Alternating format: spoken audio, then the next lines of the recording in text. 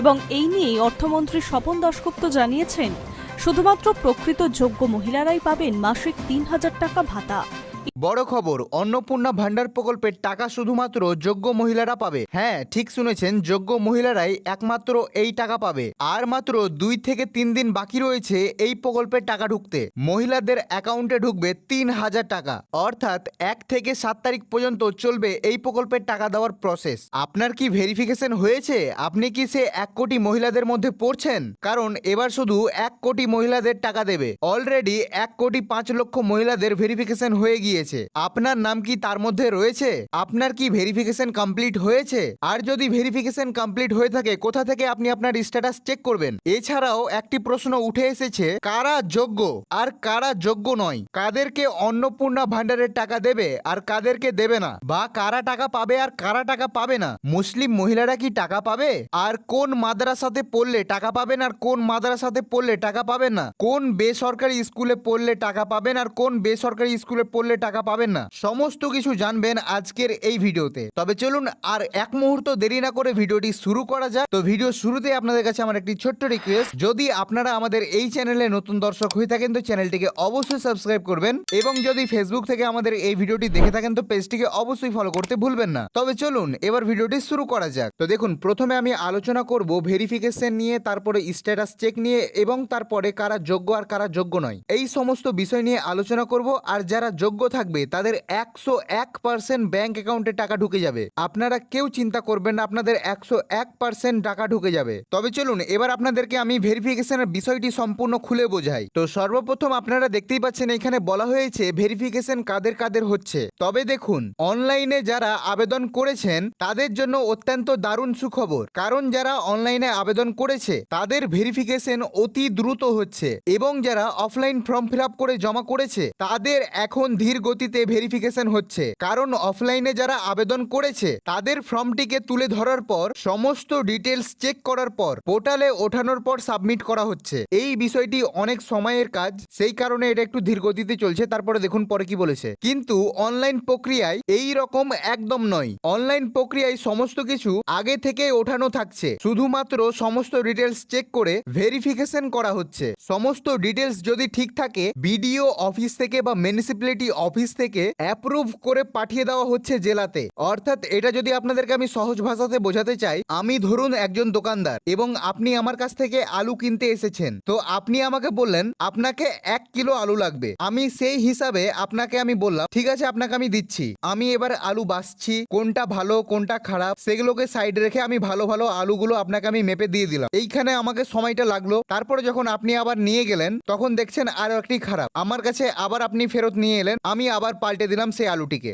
এইখানে সময় লাগছে। কিন্তু একই বিষয়টি যদি অন্যরকম ভাবে হয়, ধরুন যে আপনি আমার কাছ থেকে 1 কিলো আলু নিতে চাইলেন, আমি আগে থেকেই 1 কিলোর প্যাকেটগুলো করে রেখেছিলাম, এবং সেই প্যাকেট থেকে তুলে আমি দেখলাম কোন আলুগুলো ভালো এবং কোন আলুগুলো খারাপ, সমস্ত কিছু যাচাই করে আপনাকে আমি দিয়ে দিলাম। এটা একটা খুব সোজা প্রসেস। সেম একইভাবেই আপনাদের ফর্মটিকে প্রথমে চেক করা হচ্ছে, আপনার ডকুমেন্ট চেক করা হচ্ছে, তারপরে আপনি এলিজিবল কি এলিজিবল না সেটা চেক করা হচ্ছে, তারপরে পোর্টালে উঠিয়ে তারপরে সাবমিট করতে হচ্ছে। আর অনলাইন মাধ্যমে যারা আবেদন করেছে তাদের যা সমস্ত কিছু চেক করা হচ্ছে, বাস ওকে টিপে ভেরিফিকেশন ডান, ভেরিফিকেশন কমপ্লিট হয়ে গেল, তারপরে চলে গেল জেলাতে। এবার যখন জেলাতে চলে গেল তখন জেলা শাসক তিনি অ্যাপ্রুভাল দিয়ে দিলেই তারপরে থেকেই কিন্তু আপনার অ্যাকাউন্টে টাকা ঢুকে যাবে। এটা হচ্ছে সাধারণ প্রসেস। আশা করি এই বিষয়টি আপনাদের কাছে খুবই সোজা হয়ে গিয়েছে। এবার আপনারা বলবেন দাদা আমার ভেরিফিকেশন হলো কি হলো না আমি কিভাবে জানবো, আমি কিভাবে আমার স্ট্যাটাস চেক করব? তবে দেখুন, এই ভেরিফিকেশন চেক করা নিয়ে বা আপনাদের স্ট্যাটাস চেক করা নিয়ে সরকার কোনো রকম কোনো কিছু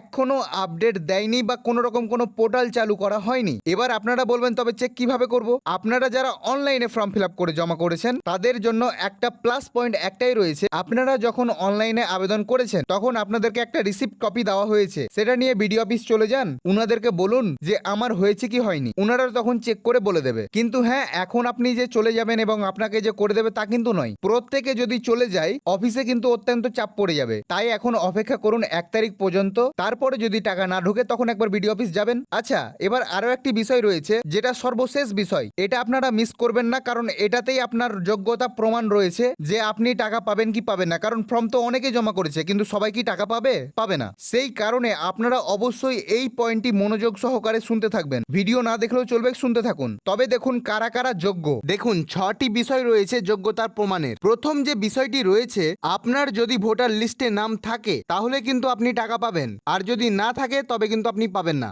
এটা হচ্ছে সবচাইতে ইম্পর্টেন্ট বা মেন। আপনার যদি ভোটার লিস্ট থেকে যদি আপনার নামটি ডিলিট না হয় বা এসআই এর পর যদি আপনার নাম ডিলিট হয়ে যায়, তবে কিন্তু আপনি টাকা পাবেন না। আর যদি ডিলিট না হয়, আপনি ভোট দেন চাইতে না দেন কোনো সমস্যা নেই, আপনি টাকা পেয়ে যাবেন। তবে হ্যাঁ, যারা আবার ট্রাইব্যুনালে সিএএ তে আবেদন করেছেন বা আওতায় রয়েছে তারা কিন্তু এই টাকা পাবেন। ঠিক আছে, তারা কিন্তু এই টাকা পাবেন যারা ট্রাইব্যুনালে এবং সিএএ তে রয়েছেন। দ্বিতীয় বিষয়টি হচ্ছে, যারা সরকারকে ট্যাক্স দেন তারা কিন্তু এই প্রকল্পের টাকা পাবেন না। অর্থাৎ যদি ভারত সরকারকে আইটিআর ফাইল করে যদি আপনারা ট্যাক্স দেন তবে কিন্তু আপনাকে আর টাকা দেওয়া হবে না অন্নপূর্ণা ভান্ডারের। 3 নম্বর বিষয়টি হচ্ছে, আপনারা যারা ভ্যাকসিন নেননি বা আপনাদের শিশুদের নিতে দেননি তারাও কিন্তু এই প্রকল্প থেকে বঞ্চিত থাকবেন। এরপরে 4 নম্বর বিষয়টি হচ্ছে, সরকারি স্কুলে আপনার শিশু যদি না পড়ে তাহলে কিন্তু এই প্রকল্পের টাকা আপনি পাবেন না। দেখুন, যদি আপনার শিশু না থাকে বা যদি আপনার বিয়ে না হয়, তবে যে এই বাচ্চা নিয়ে বা শিশু নিয়ে এই সমস্ত জিনিস চলছে সেগুলো আপনারা সম্পূর্ণ অ্যাভয়েড করুন। তারপরে 5 নম্বর বিষয়টি হচ্ছে, যদি আপনার শিশু বেসরকারি স্কুল বা মাদ্রাসায় সরকারি অনুমোদিত স্কুল বা মাদ্রাসাতে না পড়ে, যেগুলো বেআইনি ভাবে স্কুল তৈরি হয়েছে এবং সরকারের কোনো রকম কোনো সাহায্য পায় না, বা মাদ্রাসার যে স্কুলগুলো রয়েছে সেগুলো সরকারি অনুমোদন পায় না, সেই স্কুল বা মাদ্রাসাতে যদি আপনার ছেলে মেয়েরা পড়ে তবে কিন্তু আপনি এই টাকা পাবেন না। অর্থাৎ শিশুর মায়েরা কিন্তু এই টাকা পাবে না। এবং 6 নম্বর এবং সর্বশেষ যে বিষয়টি রয়েছে সেটা হচ্ছে, যে মহিলা অন্নপূর্ণা ভান্ডার পাবে তার যেন সরকারি কোনো রকম কোনো চাকরি বা পেনশন সে যেন না পায়। এই যে 6টা পয়েন্ট রয়েছে, এই 6টা পয়েন্টের মধ্যে যদি একটাতেও আপনার ত্রুটি বের হয় তবে কিন্তু আপনি অন্নপূর্ণা ভান্ডারের টাকা পাবেন না। এই বিষয়গুলো কিন্তু মুখ্যমন্ত্রী এবং নারী কল্যাণ মন্ত্রী অগ্নিমিত্রা পাল তিনি কিন্তু স্পষ্টভাবে বলেছেন। আচ্ছা, আশা করি আপনারা এই সমস্ত বিষয়গুলো বুঝতে পেরেছেন। এবার আমরা একটু রাজনীতির দিকে আসি, সংবিধানের আর্টিকেল ফলো করে এবং গণতান্ত্রিক ভাবে। দেখুন, এই সমস্ত বিষয়গুলো যতটা আপনাদের সোজা লাগছে তা কিন্তু নয়। কেন? কারণ সরকারি স্কুলের এখন বর্তমানে যা পরিস্থিতি রয়েছে, কোনো মা বাবা চাইবে না যে আমার ছেলের ভবিষ্যৎ বা আমার মেয়ের ভবিষ্যৎ আমি এভাবে নষ্ট করি। কারণ শিক্ষা ব্যবস্থা ভালো নেই, স্কুলে স্বাভাবিক টিচার নেই, শিক্ষকের অভাব, শিক্ষক আসছে তো পড়াচ্ছে না, গল্পর মধ্যে মেতে থাকছে, কে এসে ঘুমাচ্ছে। এই সমস্ত বিষয়গুলো কিন্তু পশ্চিমবঙ্গে অনেকটাই কমন। প্রথমে এই সমস্ত বিষয়গুলো কিন্তু সরকারকে ঠিক করা উচিত ছিল, তারপরে এই নিয়মগুলো আনা দরকার ছিল। আমার ছেলে মেয়েকে আমি ভালো শিক্ষা দেব, আমি তো নিজেই চাই যে আমার ছেলে মেয়েরা উচ্চ শিক্ষা লাভ করুক, তারা উচ্চ শিক্ষাতে শিক্ষিত হোক, কিন্তু তার আগে তো আমাদেরকে সময় দিতে হবে। আমরা তো দেখবো যে সরকারি স্কুলের পরিস্থিতি কি রয়েছে। এই যে আপনারা সরকারে আসার আগে আপনারা যে এত প্রতিশ্রুতি দিয়েছিলেন, লক্ষ্মী ভান্ডার যারাই পাচ্ছিল তারাই অন্নপূর্ণা ভান্ডারের টাকা পাবে, আপনারা প্রত্যেকে ডিবিটি করে রাখুন।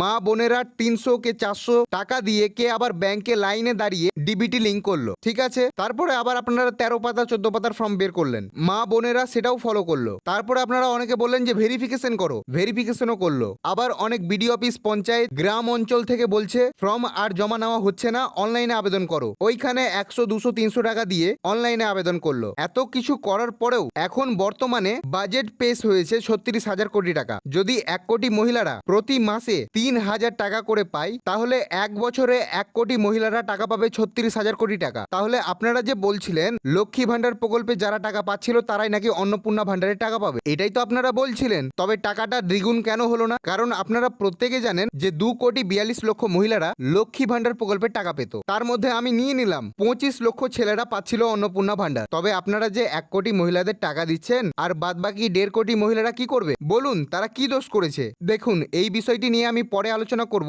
অন্য একটা ভিডিওতে সমস্ত কিছু আপনাদের সামনে তুলে ধরবো। আমি শুধু প্রমাণগুলো সংগ্রহ করে নিই তারপরে। তো আজকের ভিডিও একটু লম্বা হয়ে গেল, সেই কারণে আর বেশি কথা বলবো না। তবে একটা কথা বলি, এর পরের ভিডিওতে আমি কিন্তু সমস্ত প্রতিশ্রুতি দেওয়ার পরেও যে কাজ হলো না এই বিষয়গুলো আমি তুলে ধরবো। আপনাদের কাছে আমি একটা দিন শুধু সময় চেয়ে নিচ্ছি, আপনাদেরকে আমি কথা দিচ্ছি আগামী কালকেই এই ভিডিওটি আমি পোস্ট করব। শুধু আমাকে একটু সময় দিন। আর এই যে জিনিসগুলো সৃষ্টি হচ্ছে এগুলোর পরে কি হবে আমি সেটাও আপনাদেরকে আমি বলে দেবো। রাজ্যের অবস্থা কি থাকবে সেটাও বলে দেবো। তো আজকের ভিডিও এখানেই শেষ করছি। ভিডিও যদি ভালো লেগে থাকে অন্যের সুবিধাতে ভিডিওটিকে শেয়ার করে দেবেন এবং চ্যানেলে নতুন দর্শক হয়ে থাকলে চ্যানেলটিকে অবশ্যই সাবস্ক্রাইব করে পাশে থাকা বেল বাটনটিকে অলে প্রেস করে রাখবেন, যাতে আমাদের ভিডিওর সমস্ত নোটিফিকেশন সবার আগে এবং সবার প্রথমে আপনাদের কাছে পৌঁছে যায়। এবং ফেসবুক থেকে যদি দেখে থাকেন তো পেজটিকে অবশ্যই ফলো করতে ভুলবেন না। তো আজকের ভিডিও এখানেই শেষ করছি। ভালো থাকবেন, সুস্থ থাকবেন এবং ভিডিওটি সম্পূর্ণ দেখার জন্য আপনাদেরকে অনেক অনেক ধন্যবাদ।